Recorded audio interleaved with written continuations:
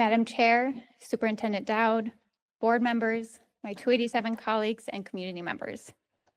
It is with great pleasure that I stand before you today with this amazing student, Madison, who is from Hopkins Public Schools, and her mother, Kelly, and two members of the itinerant team, Cassandra, who is a teacher of students who are blind and low vision, and Sophie as her orientation mobility specialist, and her brother as well.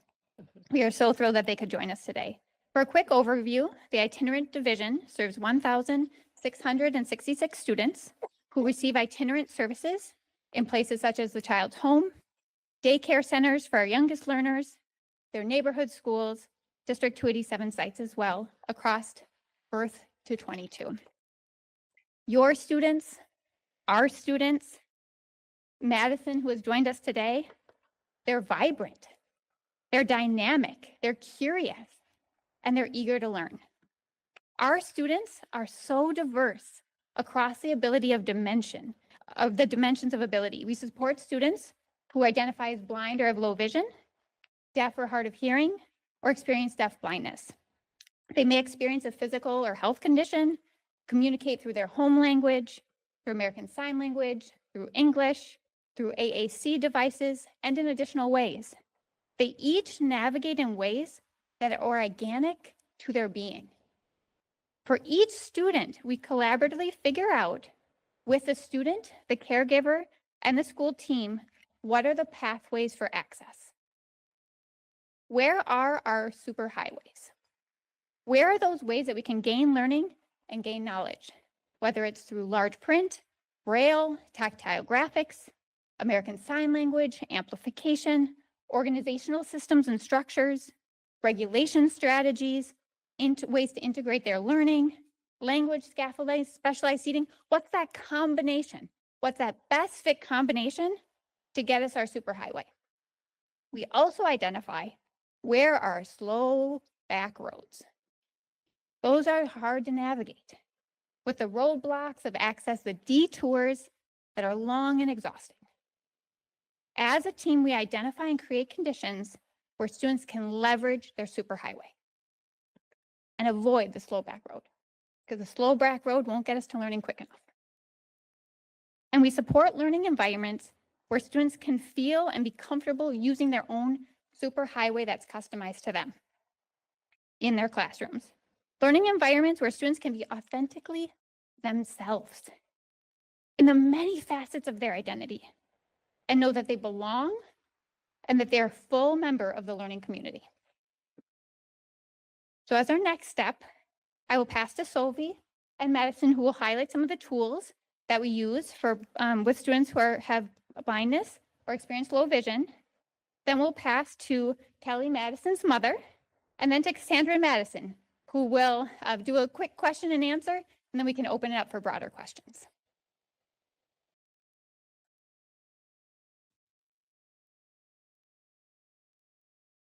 If you have any comments, okay. Okay. We're going to present some of the materials that Madison used at school. So with Cassandra, with her vision teacher, she uses a lot her iPad, right? Yep. And one thing that Madison loves a lot is using the accessibility features on her iPad. We're not going to demonstrate all of it, but Madison has her little keyboard and everything set up, and she just plays and has become very proficient with all the accessibility features, and even shows some of her peers about that too, right? And use a lot. Another thing that you do is that you use a brailler. A little bit of braille just for some exposure, right? That's another tool that you use. We can show everyone what a brailler is. And that's what you do for in school. And then you and I, what we've discovered together is that you have learned about your white tape. Want to open it up for everyone? Sure. It magnetically, I think so, connects over here on the sides, right? So you have to be very careful, and then you shake it out just in case if it didn't fully click. And then for it, I'm going to speak a bit louder. So you just sway it back and forth, or in a constant pattern. But there's another way, it's called 2-point touch, whatever. It's like this. But I found out that doing this constant contact makes it have more feedback, and it's just generally more easy, and it's easier to find things that might be a bit lower that or higher you might not notice. And Madison, you have always told me, oh my gosh, I love the feedback that this cane is giving me, and this is so fun. And when we discovered, we compared different canes. Yeah. And you picked this specific tip, which is called a rolling marshmallow tip. But you love that tip, and it's just, you're so happy when you travel with that, right? So other things that we are doing together is we are learning about traffic. We're learning about how to cross streets, and we're doing a lot of practice. Sometimes it's hard to see the traffic lights. Sometimes it's hard to see the stop signs. So how do we figure out how to still do it in a safe way, right? And at the same time, how can I stay oriented and not get lost when I'm walking? We're practicing all these things, and sometimes we use some maps and practice and talk about it inside, and sometimes we go outside. Sure. Right? Yep. All right, that's a quick summary. Perfect.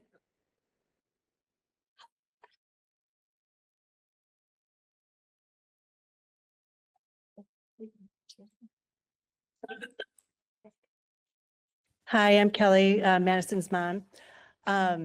So one of the things that Dr. Lamb talked about, pathways to accessibility, when Madison was just a toddler, she had to go through a couple of, well, as an infant, she went through one operation to remove her cataracts. And then later she had to have her eyes scraped because it was basically like looking through a lens that had dishwash detergent and stuff like all smeared all over it. Everything just looked very cloudy. She didn't really see things.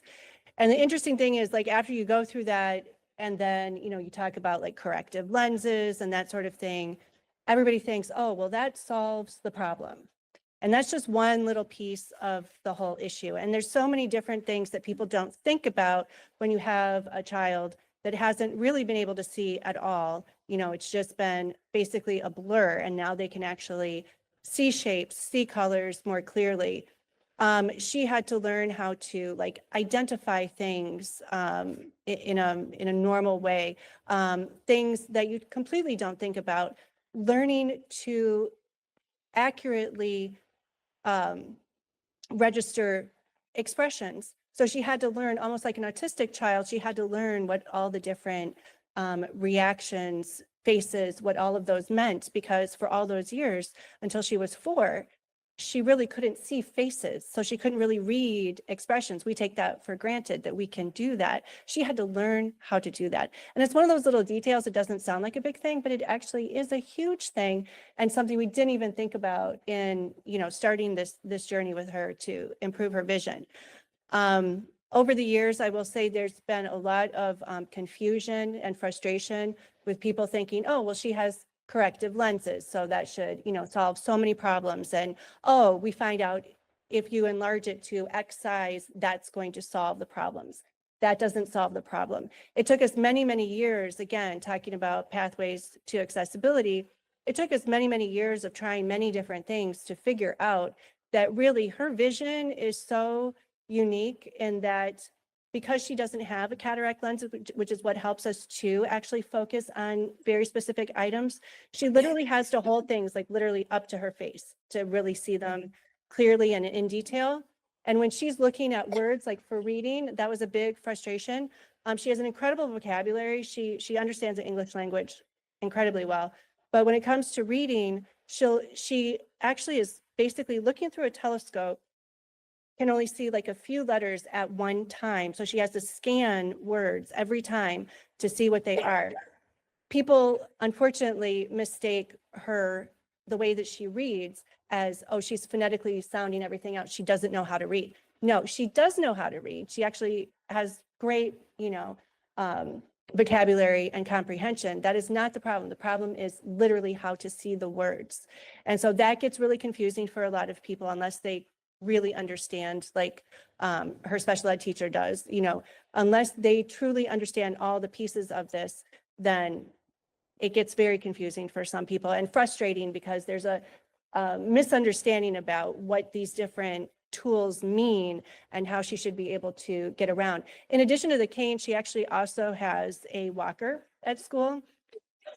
We didn't even talk about the fact that she also has other birth defects and mobility issues that she has to navigate in addition to the vision piece. And one of the things that she didn't mention with the cane, one of the reasons why we have the cane with us all the time is because if we're navigating new spaces, any little difference in levels in the floor can just, she'll trip over her own feet.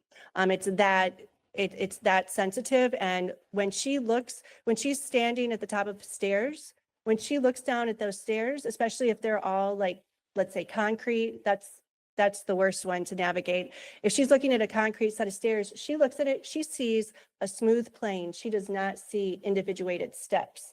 And so that is one of the most critical times when we have to use the cane. That is a very necessary moment to use that tool. But other times she, you know, especially if it's a space she's familiar with, like over at West Middle School, that's a very smooth, very open, very handicap accessible space. So that she usually navigates without the cane just because it is so user-friendly and easy to access. But definitely in navigating outside of the school, like Sophie does with her in her experimental excursions out into the real world, the cane can actually be very, very helpful and prevent injuries. Just as an example of how critical that is, when she was in elementary school, just going from her elementary to the aftercare program, which was just at the community center, which is connected, she navigated outside and there was a situation that there was a mishap and didn't see a surface change properly, and she fell and she split her chin open and it required 5 stitches. So, I mean, this is a very serious issue when we talk about navigating spaces. It's not, we're just being overly cautious. I mean, it could result in real injury. So we do appreciate tools like that. They are extremely helpful. They do help to prevent those kind of situations. But there's so many different aspects that we could talk all day about, all the different things that she uses. But they're all pieces of the puzzle, and we can't just check a box and say, oh, yep, she's got her glasses. Oh, yep, she's got a cane. She should be good to go. All these pieces have to work together, and you have to make sure that it all symbiotically comes together. Otherwise, none of it works. And that is true in general. I would also say with special education, all these pieces have to work together. You have to make sure that the time, the energy, the effort all come together. You can't just check a box and say, oh, well, we gave her, 10 minutes for that, 15 minutes for that. You have to think about the whole picture. And it's very complicated. And unfortunately, especially for vision, it is a process. It took us years to figure out exactly how she was able to see things, because obviously as a 4-year-old, she doesn't know how to articulate what she is dealing with or what she's going through. And then obviously as she gets older and learns how to describe these things better and communicate this better, obviously, then you start to figure out more of the pieces, and then eventually getting to the point where she can advocate for herself. I mean, that's a huge piece, is empowering the kids to get to a point where they can advocate for themselves, so you can really help them. Because until you get to that point, you're still stabbing at the dark until they can really, really articulate what their needs are. So I appreciate everything that Hopkins has done. I'm your poster child of of appreciation.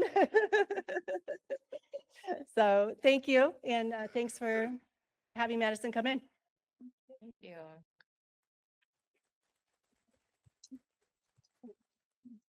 All right, we're gonna do a little Q&A with Madison and myself. You ready? Mm-hmm. All right, Madison, what is something you really enjoy about what we are learning together? Braille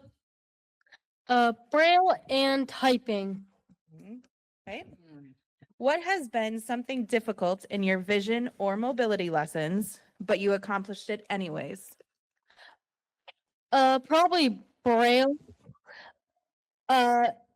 contraction words, and for mobility, it's probably crossing some streets. All right, and last question, what are your plans for your future?